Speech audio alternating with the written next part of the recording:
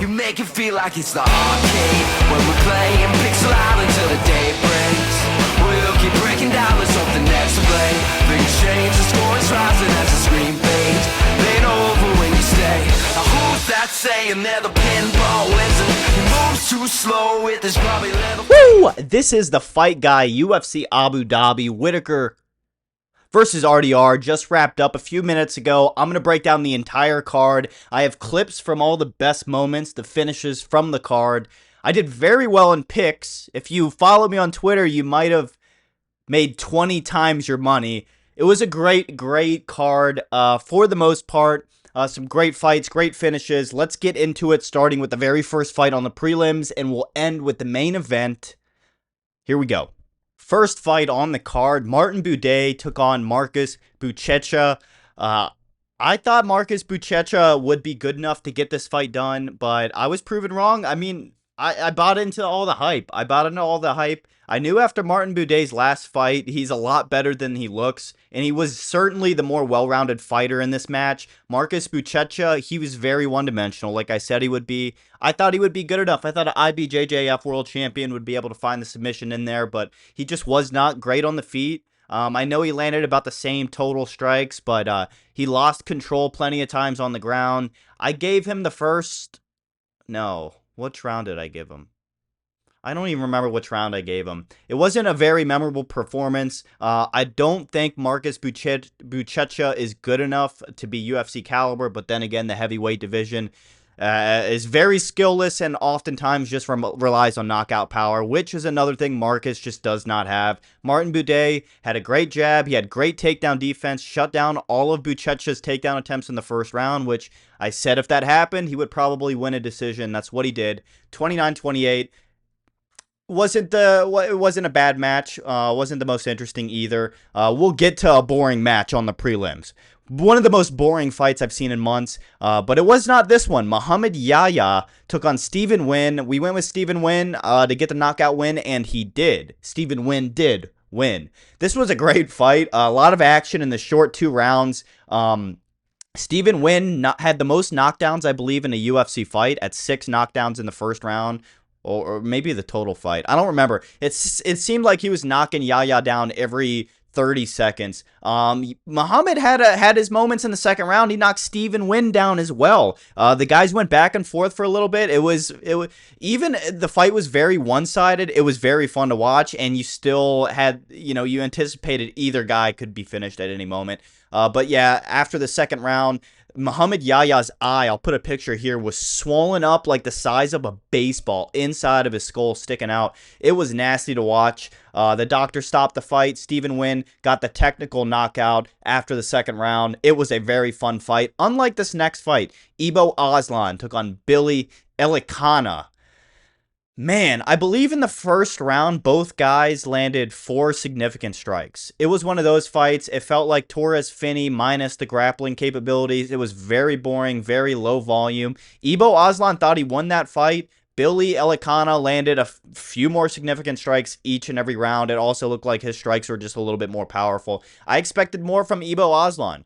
He loses his first fight. He sees a decision for the first time in his professional career, and it's not on the winning side. Billy Elekana pulled off an upset. Not a lot of people went with Billy to win this fight. Was very boring. One of the most boring fights I've seen since before International Fight Week. Unlike this next fight, the only female fight on the card. You know it's bad when your fight is way worse than the only female fight on the card. No disrespect to either of these ladies. Amanda Ribas took on Tabatha Ricci.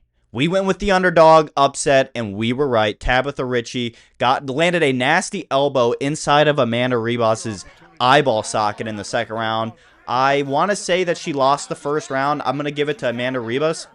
But Tabatha Ricci looked really good. She got her blitzing timing down. She'd go in the pocket, land a bunch of punches, landed a very significant elbow that ultimately led to this fight being stopped in the second round. Tabatha Ricci moves up to, I believe, 7 in the women's strawweight division. She could potentially be a title challenger by the end of this year. Let's see who they give her next. Great win for Tabatha Ricci. We move on to the next fight, Davey Grant versus Damon Blackshear.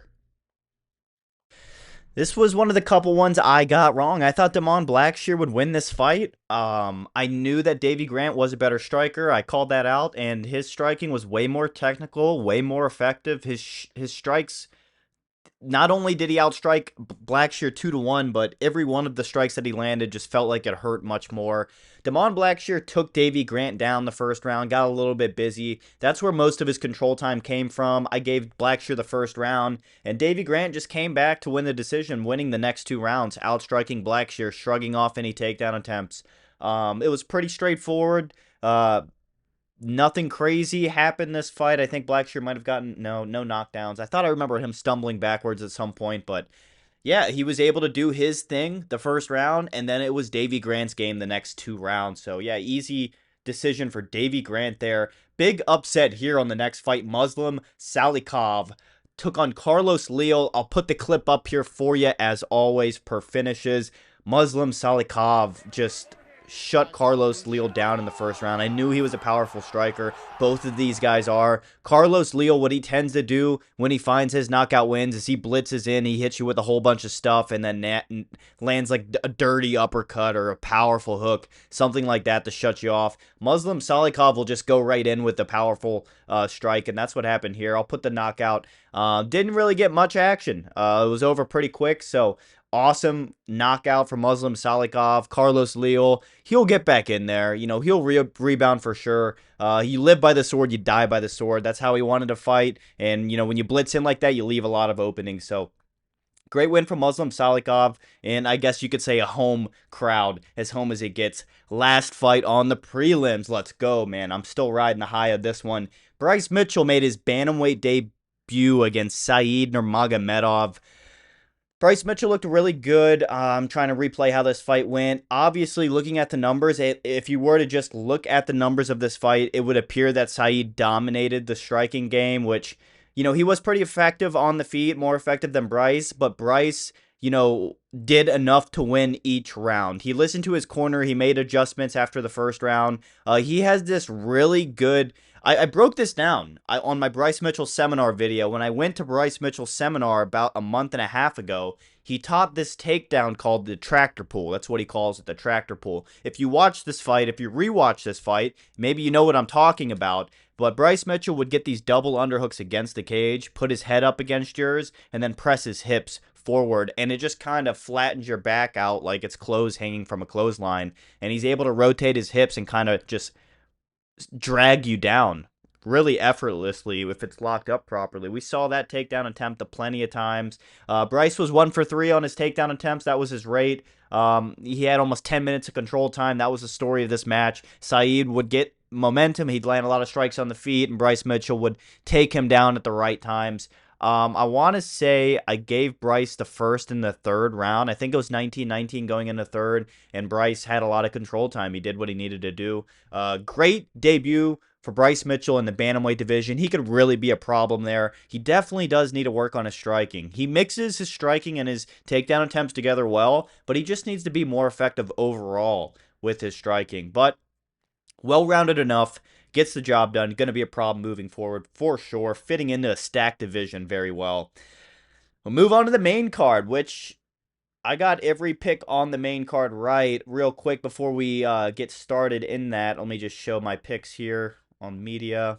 These were all my predictions. We missed 2. It was Leal and Blackshear on the prelims, and Buchecha.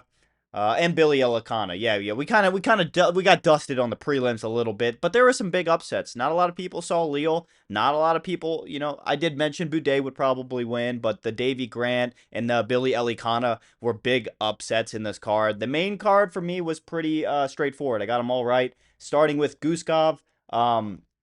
This was a fun fight. Nikita, 2 back-to-back round 1 knockout losses. That's what I mentioned in my predictions video. You know, it's really hard for me to go and side with somebody that's just coming off of a recent round 1 knockout this year, just 3 months ago.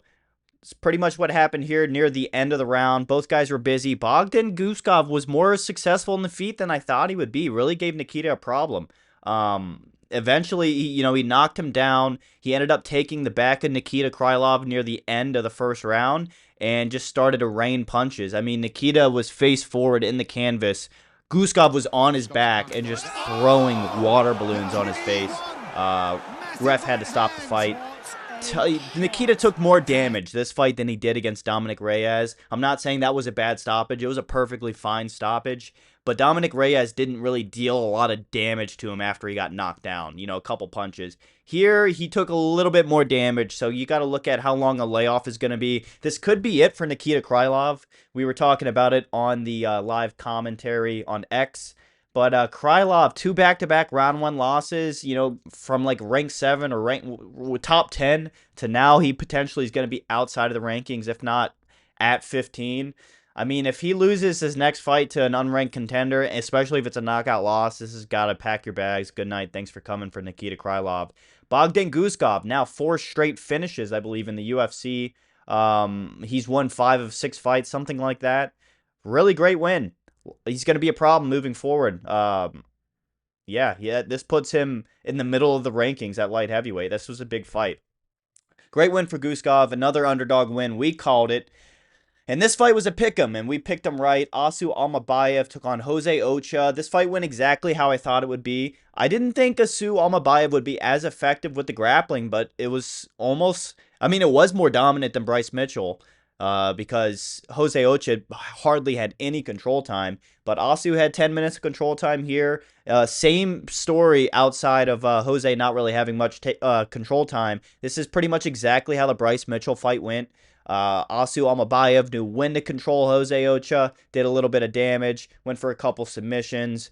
But Jose Ochoa is definitely a scary striker. You could tell Asu really respected his striking and really, tried to get the game to where he is strongest, which is on the canvas. So Jose Ochoa, he's 7 years younger, like 24 years old, I believe. Asu's like 31. He's got a long career ahead of him.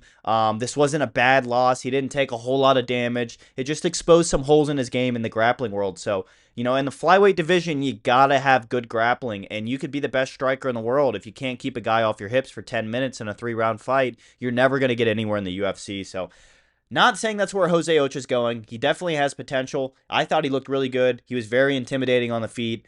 Just needs to work on those holes, and he could be a serious problem moving forward for flyweight division.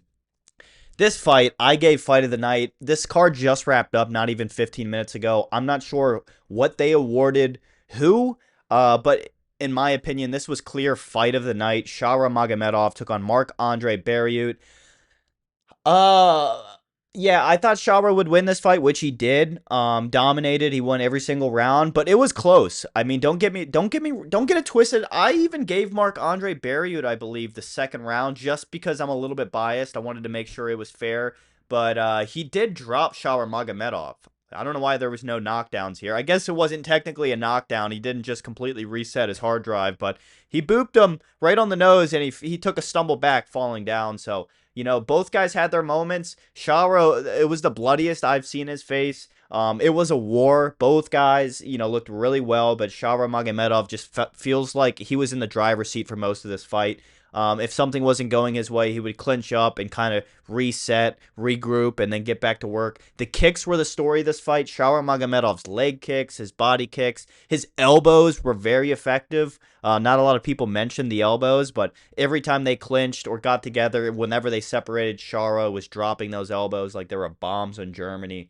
He looked really good. You could see all the strikes to the legs. 24 strikes landed to Mark's 2. That definitely slowed him down a lot, and he had double the strikes to the body. But this was a great fight. It was a great war. A lot more respect for Marc-Andre Barriault is due. For him to hang in 3 rounds with Shara like that. Not saying Shara's like the best in the division, but he took on a lot of damage. There was a lot of times where he could have been out of there, and he looked good despite a unanimous decision loss. So great win for Shara Magomedov.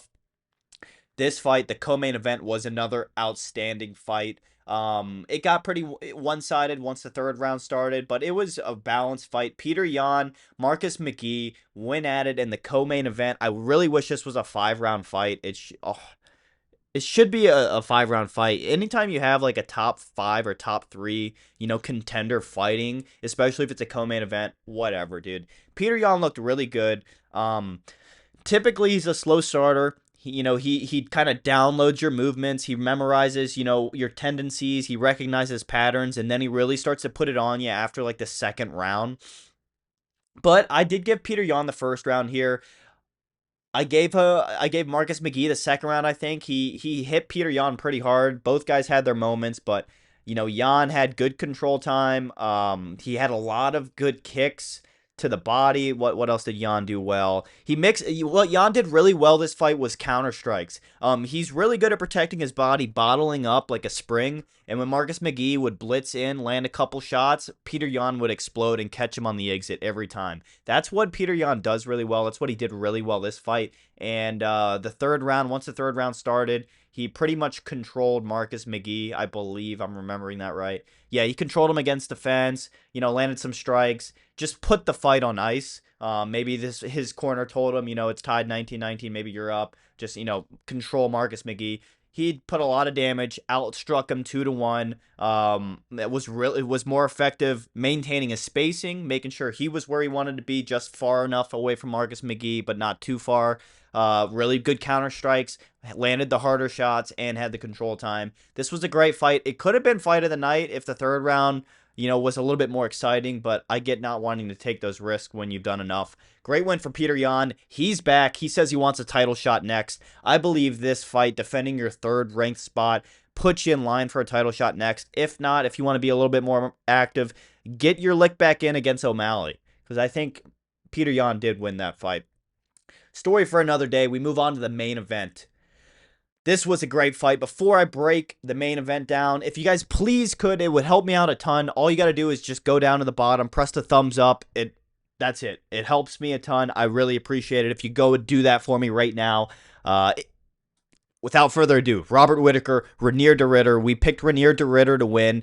Also, I got to toot my own horn here. I know, hang in. Takes 2 seconds. I put out a tweet yesterday with the top 3 underdogs to bet on at UFC Abu Dhabi.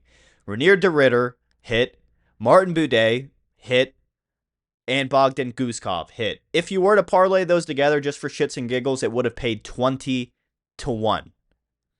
So, yeah, I don't know what I'm talking about, but I did hear Reinier de Ridder bested Robert Whittaker in a 5-round war. It was a really close fight. Just a quick overview. I gave Reinier de Ridder rounds 2, 4, and 5. All right, and look, I'm going to keep coming back to Twitter because I cook. I said right here, MMA Guru, all right, 4:58. He said pretty clear 48-47, 2, 4, and 5 for de Ridder. 4:58 p.m. And then, up. I said the same thing right here. But at 4:57, 1 minute before the MMA Guru. Look, guys, I know what I'm talking about. This was a great fight. Robert Whittaker was busier on the feet. He landed like 5 more significant strikes in the first round. Really effective at keeping his distance, not letting Reinier de Ridder take him down. Reinier de Ridder did have like a Russian. It's like almost like an arm drag where you have a 2-on-1 on one of your opponent's arms. That's about as close as he got in the grappling exchanges in the first round. He threw a lot of knees up the middle, Reinier did. And this was a story of this fight. He landed some knees in the first round, but the second round was really when the knees started to accelerate. You could even see here 19 shots to the body, significant shots to the body. I believe all of those were knees, if not 17 or 18 of the 19 were knees. At the end of the second round, going into the third, you could see Robert Whittaker with his corner. His diaphragm was just sucking in and sucking out like a black hole. It looked like it was about to explode. Reinier de Ridder was throwing those knees up for 3 rounds straight. He kind of stopped them in the 4th round, and then we saw him again in the 5th round. That was his best weapon. His feints, his takedown attempts, when Robert would sprawl back and drop his hips, lower his body, Reinier would load up a knee. And he's so lengthy, so big for the middleweight division. Those knees are like kicks for some guys. He was really effective with the knees. I thought this was a pretty clear 48-47 decision for Reinier de Ridder. Both guys were really gassed after the 3rd round. Going into the 4th round, Robert Whittaker was up 2-1. I gave Robert Whittaker 1 and 3. And then Ridder, despite him not using the knees, he had good control time, effective strikes in rounds 4 and rounds 5. Really just threw more of those knees up and controlled Whittaker against the fence, landing some small strikes just for control time, just to kind of put the fight on ice. He did what he needed to do. He's only ever lost a fight via knockout. He hasn't lost a decision. Looked really good. This puts him, I believe, at number 7 in the middleweight division. Now there's serious talks about RDR fighting for the title, fighting for the belt after his next fight. So this was a great card. I would rank it maybe a 6 out of 10. There are some pros, a lot more pros than cons. Women's fight ending in a finish. It was an underdog upset. Shara Magomedov, which is a big star. He has a lot of fans for some reason. Gets back in the win column in a fight of the night, in my opinion. Robert Whittaker, he didn't get brutally finished, didn't get subbed. It was a good fight. It was a good war. Both guys had their moments, but RDR, gets the respect that he deserves. He's had a great career outside of the UFC, and to come into the UFC and to continue that career, it's a statement. It also makes it look better for Bo Nickal that RDR just bested Robert Whittaker in a 5-round war. Petr Yan, reminds us that who's in line next for the belt. A lot of great outcomes this fight. A lot of pros. It was a great card. I'm excited to break down the card next week. Let's see what it is real quick before I let you guys go. Oh, an Apex card with Amir Albazi. Yeah. Very excited to break down that card. This is The Fight Guy. Thank you so much for watching. Leave me a thumbs up if you enjoyed the video. Subscribe if you're new here. You want to see more like this in the future. And I will see you in a couple days when we break down the most exciting flyweight fighter in the UFC, Amir Albazi.